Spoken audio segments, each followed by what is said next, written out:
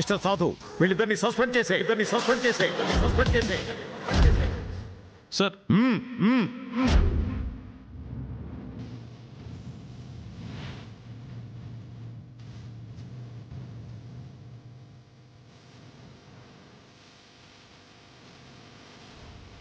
వీళ్ళని సస్పెండ్ చేయడం అనేది చాలా చిన్న శిక్ష సాధు.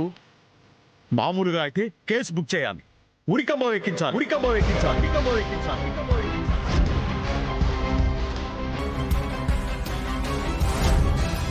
అమ్మయ్యా, ఈ స్టేషన్ లో నాకున్న అడ్డు తొలగిపోయింది. ఇక నుండి ఈ స్టేషన్ కి నేనే రాజు, నేనే మంత్రి. సార్ నిజంగా మేము ఎన్కౌంటర్ చేయలేదు సార్. నాకు కూడా తెలుసు జేడి, కానీ ఆ కావ్య కేసు విషయంలో నిన్ను దూరం పెట్టాలంటే నాకు ఇంతకన్నా మార్గం కనిపించలేదు. ఇంకా నిన్నెవ్వరూ కాపాడలేరు.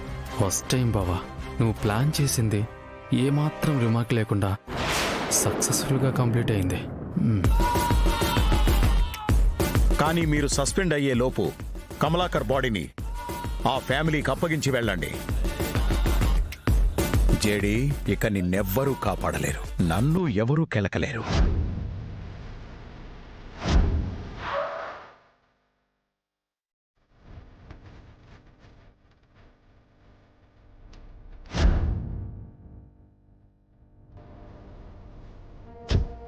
దిగండి సార్.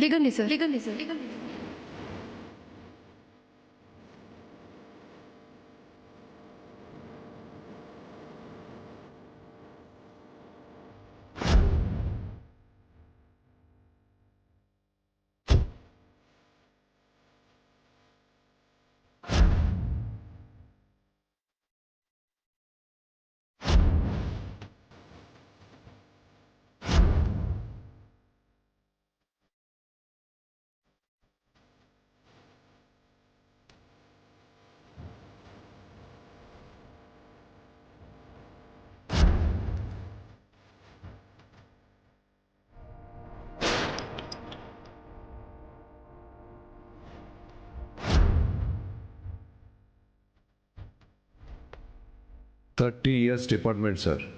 కూలి పెట్టాను అంటే తప్పే ప్రసక్తే లేదు. బావా, ఇది కూడా చూసే.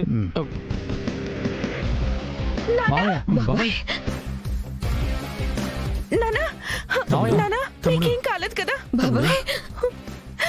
నీకేం కాలేదు కదా? మీకేం కాలేదు కదా? బాగా ఉన్నారు కదా?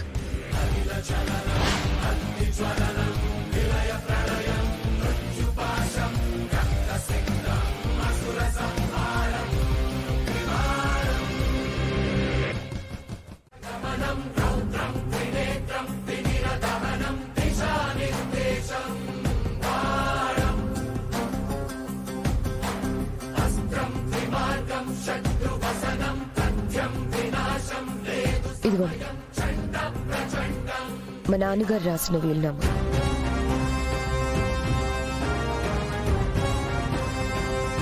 నాన్న,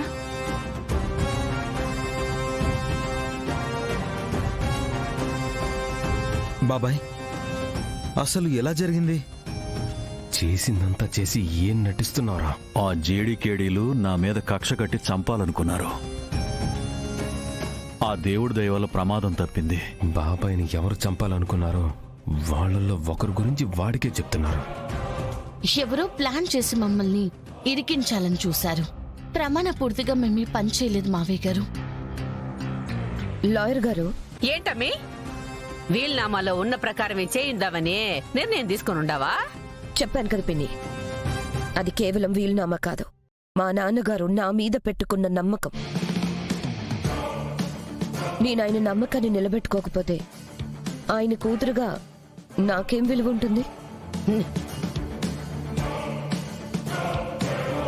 కౌశిక్ గారు, మీ నాన్నగారు రాసిన ఈ వీలునామా ప్రకారం ఆయనకు సంబంధించిన ప్రైవేట్ ఆస్తి, అంటే కుటుంబాస్తులతో సంబంధం లేకుండా ఆయన ఆస్తిలో సగం వాటా ఆయన కూతురైన కౌశిక్ గారికి చెందాలని, మిగిలిన సగం ఆయన తమ్ముడు మొదటి సంతానానికి చెందాలని రాసింది.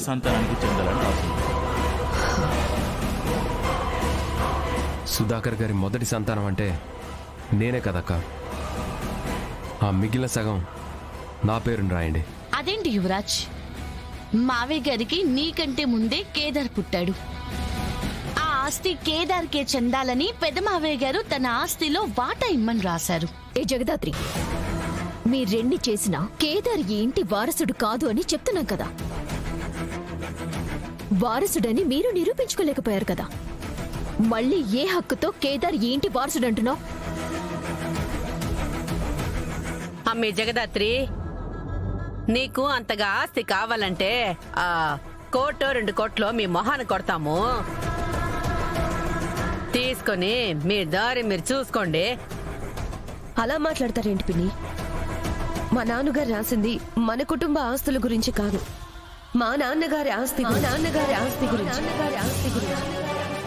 మా నాన్నగారు చెప్పినట్టు బాబాయ్ మొదటి సంతానం ఎవరో నిర్ధారణ అయ్యాకే వీలునామా ప్రకారమే పంచుతాం.